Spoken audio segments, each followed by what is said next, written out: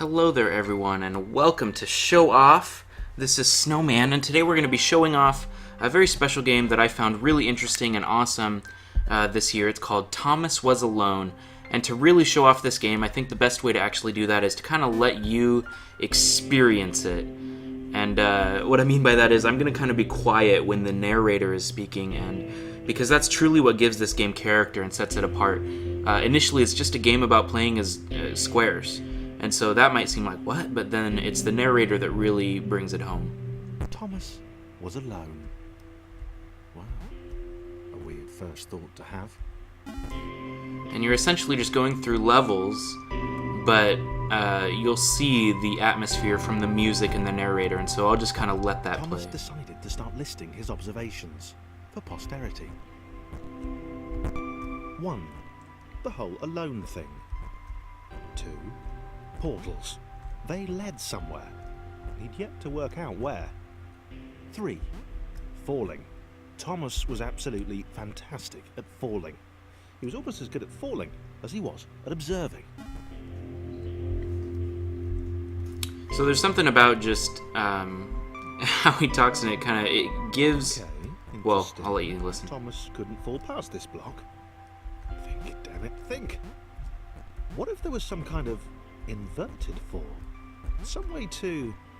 what's the word? Jump. It really gives the cube's character, is what I was trying to say. That A big jump. But Thomas noted there was no real danger in missing it. The world didn't want him to fail here. It was pushing him, but gently. So it's really just setting an atmosphere and showing you just basically what's going on. The premise is that you're actually in a computer. You're kind of like bits in a computer. And you'll see there are more characters that come later on, but it's really just setting the stage and letting you see emotion come out through some blocks. It's crazy. This all seemed a little dangerous. The world was not to be trusted. It was unstable, and it seemed to Thomas that it could let him down at any moment.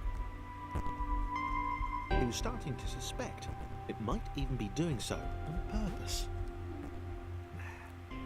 Paranoia. So there's some just true character coming out, and it's something special, even though it's so simplistic. Thomas wondered whether the portals were actually taking him anywhere. He felt like he was making progress, but there wasn't really any way to know. He seemed to be moving predominantly up and to the right, which might, or might not, be important. And you'll see some more characters start to come as we finish this first chapter here. It might have been paranoia again, but Thomas could have sworn the world was becoming more complicated. It always seemed to be one step ahead of his skills. It had been designed just for him. He wondered why. Was the world testing him? No. Too obvious. It's kind of giving you the inner monologue in Thomas's head here, and you really do feel alone in the beginning. Something about the boiling, toxic, glowing water intimidated Thomas. He didn't like it. He certainly didn't want to swim in it. So you can actually die. Mental note. 4. Water. Not good. To be avoided. And I think these little arrows are respawn points, so it's like a save point. So it's introducing the mechanics, but it's doing so in a really creative way that I find really original. The loneliness was getting to Thomas. No amount of observation or obsessive note-taking could combat that. So you're kind of seeing that this little square, this little rectangle that you're playing as, has personality, and he has feelings, and it's just really interesting how it does that so well, because you would think it really doesn't. You're like, what, this is stupid. But Thomas had a new theory. The world was training him. He could feel himself getting smarter. There was the mental list to consider. Over the minutes and seconds since his spontaneous generation, he'd become a pretty skilled jumper. He was evolving. He just wished he had someone to share it with. oh, so poor Thomas is all alone. He has no friends. But you're about to see that that actually does change. There are a wide variety of characters in this game that you can play as, and you switch off who you play as. So then this is kind of the overarching story here. You see reports from the creator of the program or the computer or whatever. And now here's our second character. Chris took an immediate and deep dislike to the skinny red rectangle. Who the hell did this Thomas think he was? So now you're finding out about our other characters here. And they all have different attributes. They all can jump at different speeds and heights and everything. So this Christopher is really short and squatty, and he's got a bad temper. And so again, you're seeing that there's different personalities, and the different portals at the end of each level are shaped for your blocks so that you can jump in them, etc. Chris had been doing fine. He wasn't the highest jumper, but he'd held his own. He'd even been graceful at times. So now you got to... Not technically graceful, probably the wrong word, but you know, fine. There was that skinny little runt leaping about like he owned the place. There's something about someone with a very soothing British accent that's just really nice about this game. But you start to see puzzles here and how you need to help each other get over obstacles, and so that's kind of the beginning. It's just slowly introducing the mechanics here and what you're going to need to do, but it does so in just such an awesome way. And I know I keep saying this over and over, but I mean, you just gotta take in the whole experience of this game as a whole and really just it's just an awesomely portrayed. Okay. This was more like it. A glowy white thing. Only Chris could get to it, which of course made it all the more enticing. What would it do? What new opportunity might this switch open up to him? So now you gotta again use the different blocks here to stack and work your way up the stairs. Great.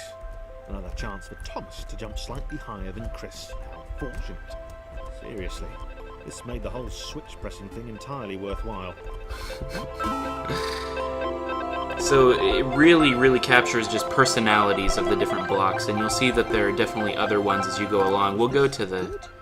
Because on the surface, it did not seem good. Chris was pretty scared. Little Red seemed fine, happy to be on his merry little adventure. Chris couldn't shake the feeling that things had taken a significant turn for the worse since Thomas had joined him. Sure, he'd been able to piggyback his way to ever so slightly higher platforms, but where had that got him? Well, to ever so slightly higher platforms, which was sort of his point. So it's also just really funny. It's got some good, I won't say it's British comedy, but it's a British voice doing some just funny narrating comedy. Chris stared at Thomas with pure hatred. He seemed so very happy at their situation. Friends together, a brave fellowship of quadrilaterals on a quest for greatness. That would be fine. But it was all the obvious observation that Thomas was doing which grated. Every time they saw something vaguely new, Chris would hear a satisfied little from the vaulting idiot.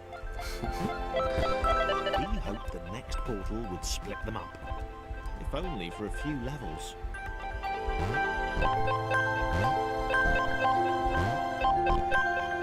So at its very core, it's just a very simple puzzle game, but you can see just by the whole atmosphere that it's a very different game than just a simplistic, almost Atari-looking puzzle game. Even visually, like the backgrounds and the shadows you can see being cast by the blocks, there's just something really cool and special about it. Okay, so it definitely is just, you know, jumping and puzzling basically, but I wanna see the next character. Yeah, here we are. Here's our next guy. John knew. He knew that this was his chance. A moment to shine. This was game day. So this guy can jump even higher, and he can help people reach higher, higher ledges, etc. So now you kind of got to see that you can still balance cubes, even if they're not perfectly in the portals. But this is just interesting. Would not do. John needed room to show off his exceptional skills. As it was, he was trapped on the wrong side of these little dot things. So where did they come from anyway? So yeah, it's slowly introducing more characters, but by the end of the game, I think there's something like 6 or so characters that you find, and so the puzzles get harder. But the whole game, I did get stuck on just a couple spots. John inhaled the air of the open space, and it smelled of awesome. So this is kind of the fun-loving character. Put his training to use, time to show those little dots how it was done. So he definitely can jump higher. He was the only one that can clear that John gap. Decided to press the switch to let the little dots catch up with him. John cared for his new allies. So John's the caring one. Christopher's the from the skeptical one. Expression he practiced in the mirror all these years.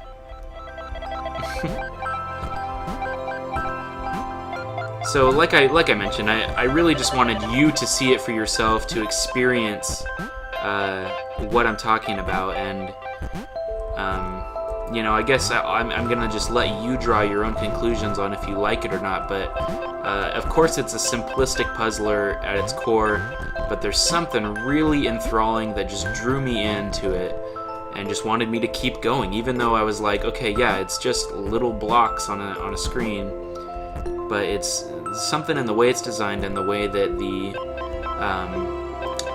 narrator just adds character, and there's something really special about this game.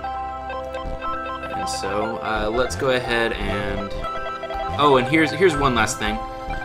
You can see that tiny little black see-through square in the corner here. Those are secrets. You can collect secrets along the way as you go.